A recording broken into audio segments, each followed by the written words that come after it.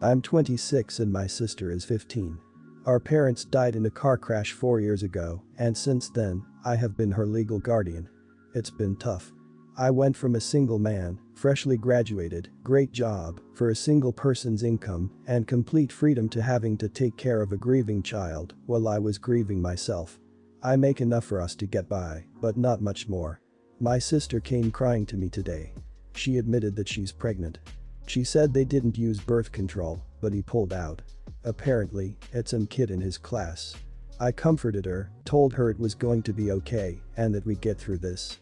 Then she dropped a bomb on me. She wants to keep it. She wants to raise and nurture it and give them the childhood she never had. I told her she can't be serious.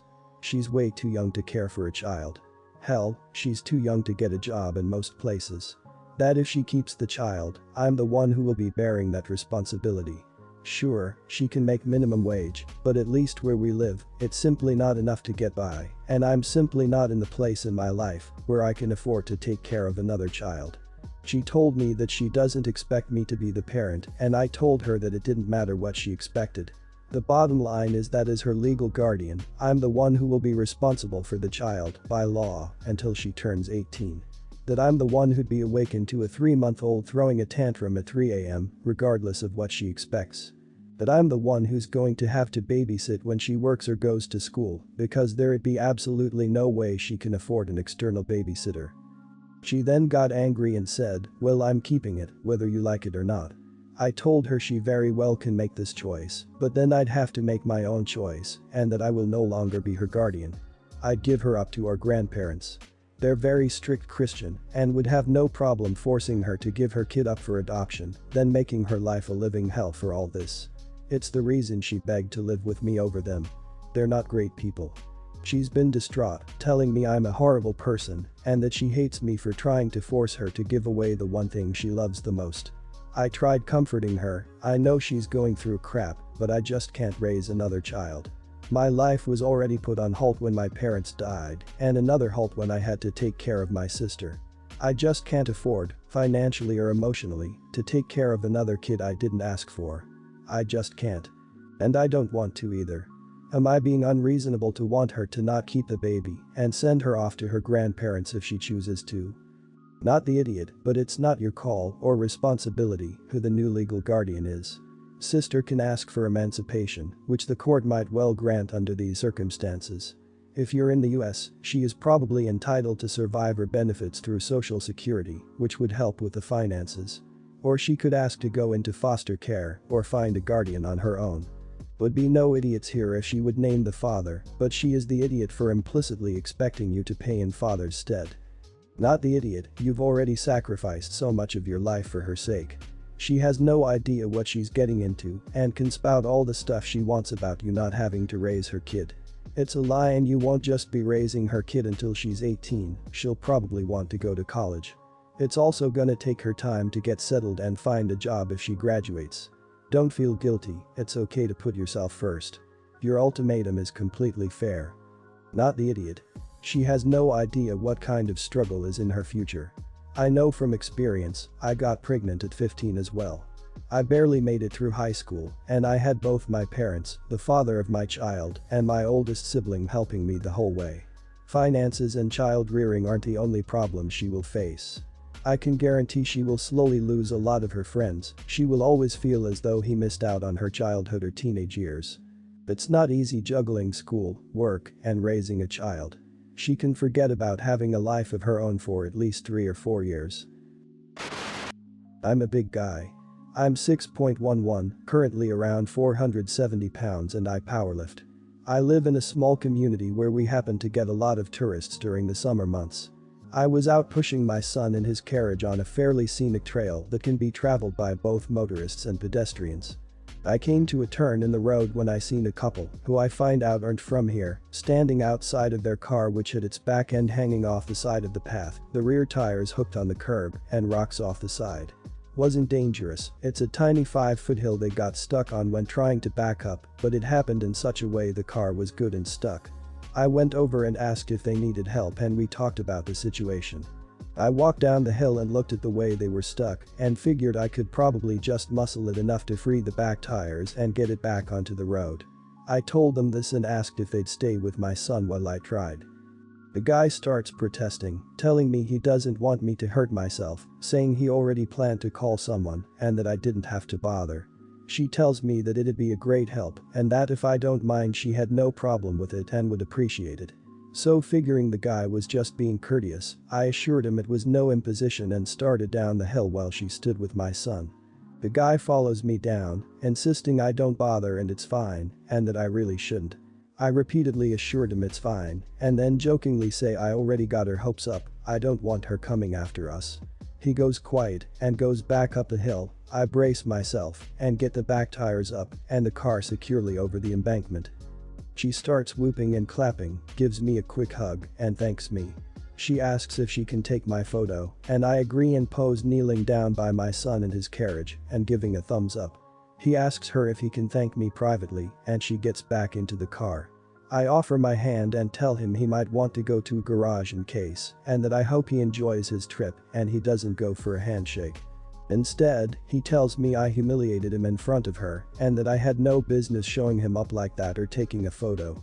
I apologize and tell him I had no intention to embarrass him, and he tells me I should have listened when he refused my help and that as a man, I should have more respect than that. Now that I reflect on it, I can see his point.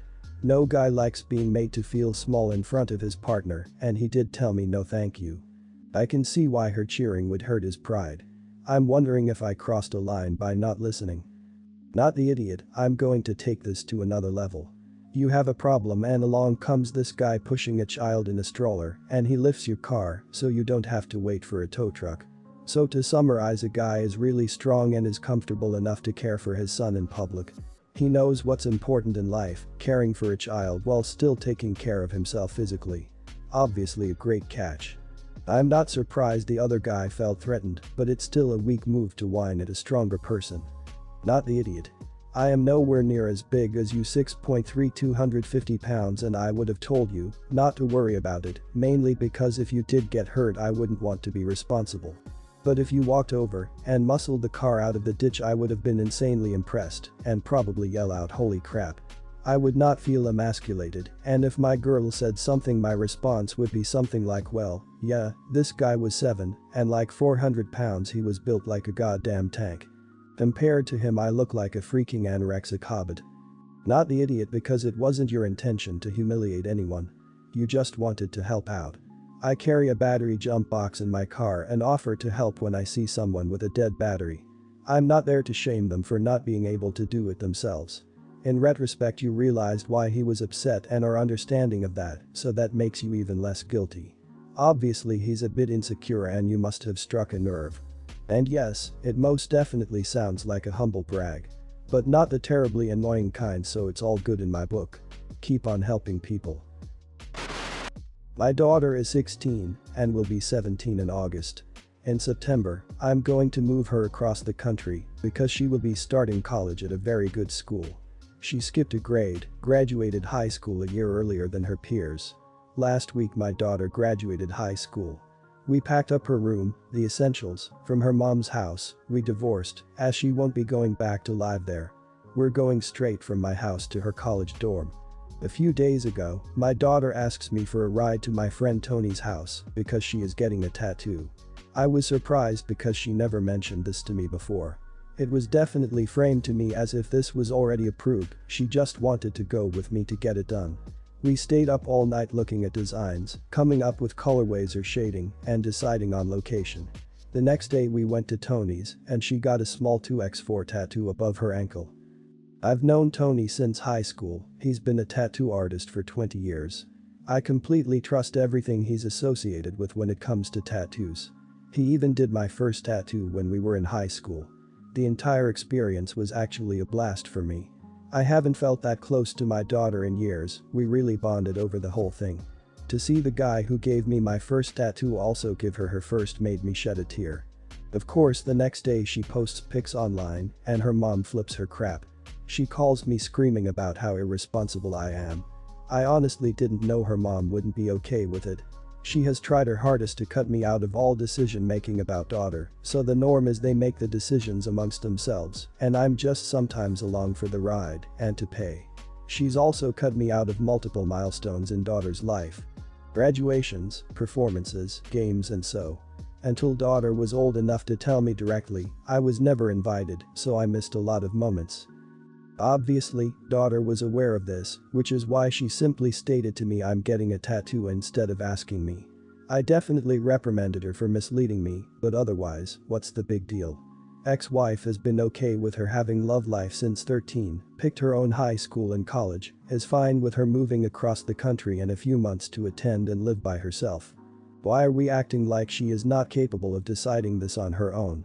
Would it be better if she gets it done 5 months from now from some strange kid doing tattoos out his dorm room with used needles? Mom is livid. She threatened to call the police. Threatened to pick up daughter and bring her back to her house. Tried to make me take her to get the tattoo removed. None of this is happening. A culture was created in which I don't get input on things regarding daughter. The culture was created in which mom allowed daughter to make decisions for herself. Am I the idiot here for not double checking with mom that a tattoo is okay? Not the idiot. It was a bad thing for your daughter to mislead you, but it's a tattoo, and this is 2019. People act like they're the mark of the freaking devil.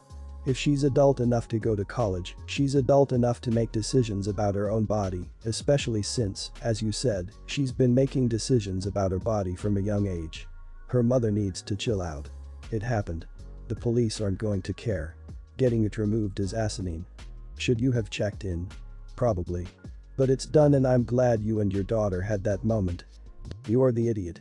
Well, maybe A is a bit harsh, but I say this as someone covered in tattoos. 16 really is too young. It doesn't sound like your daughter got something stupid, but the mindset of a 16-year-old is still very young for permanent ink in my opinion. I get the well she would have done it anyway argument, but I don't know, just seems a bit of a bad choice. The other A is Tony, definitely shouldn't be tattooing a minor as a professional artist. The stuff with a mum, no idea. I can see why she is pissed off at you though, she probably sees it as irresponsible parenting.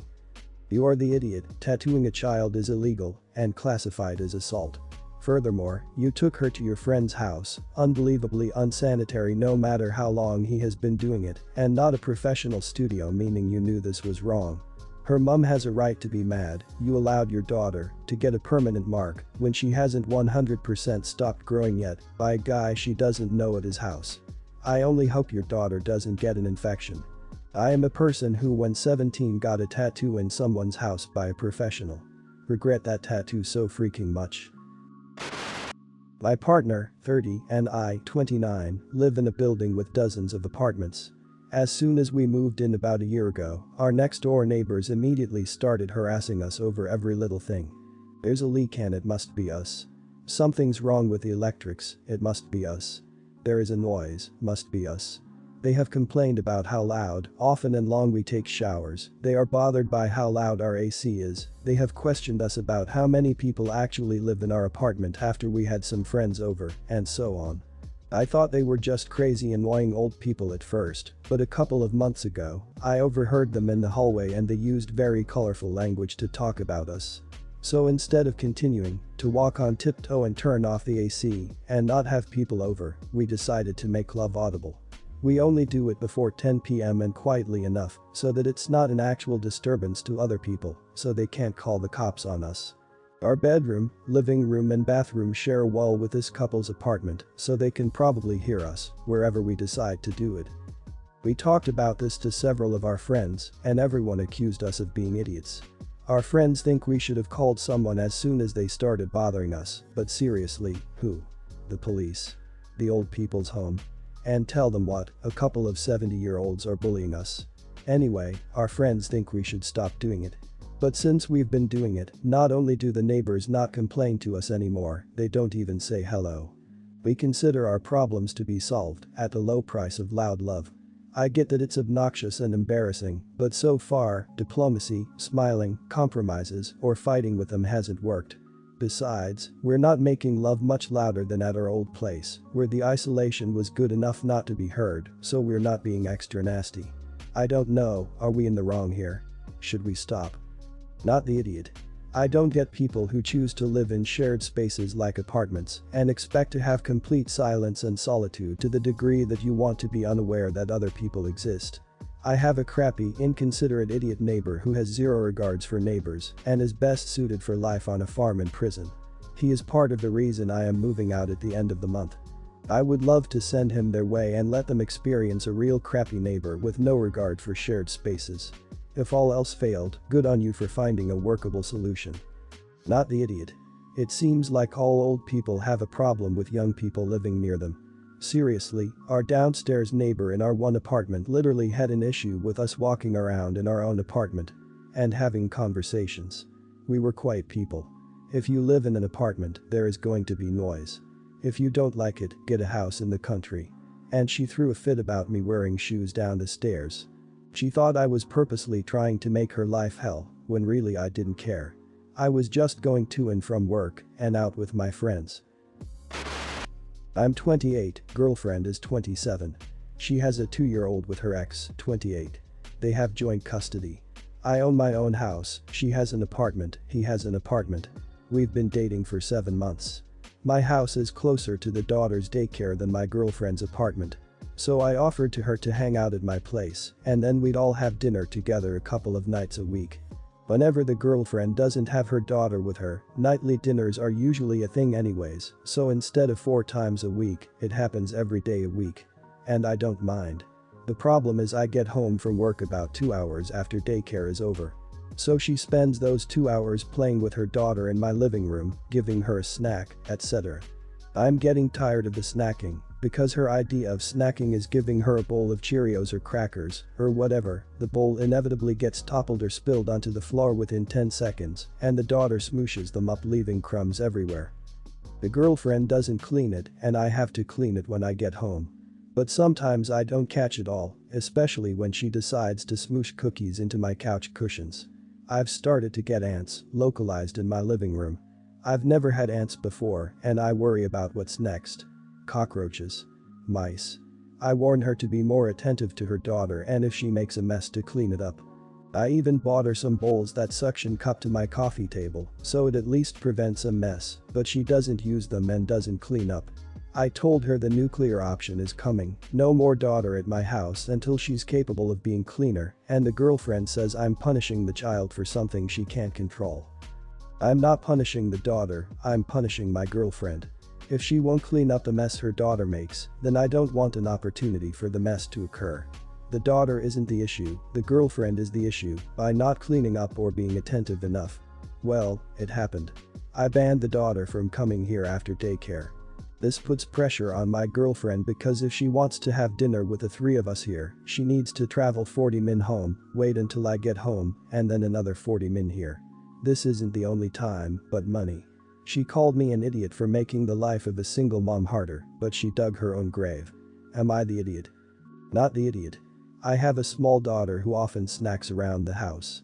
I bought little cups that have lids that she has to stick her hands inside to get a treat. However, she can still smush them in the carpet, my couch, under doors, in the dog's mouth. All this to say, from someone who runs after a small baby all day, it's not that hard to clean up after them. I don't have cookies on my couch, I don't think that's ever happened, frankly. The point is, your girlfriend doesn't respect your space, and that's a problem. I wonder how bad her apartment looks if she can't even pick up a few Cheerios. Everyone's the idiot here. You got into a relationship with a parent, kid's gonna be in the equation no matter what, and if they can't be responsible for their kid, you should know this isn't going to work, so break up. I don't know what you're thinking is going to happen if she doesn't get a hold of her kid.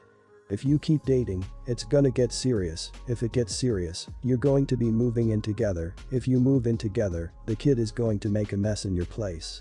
Also, people who get into relationships with a parent should be able to expect a parent to know how to parent.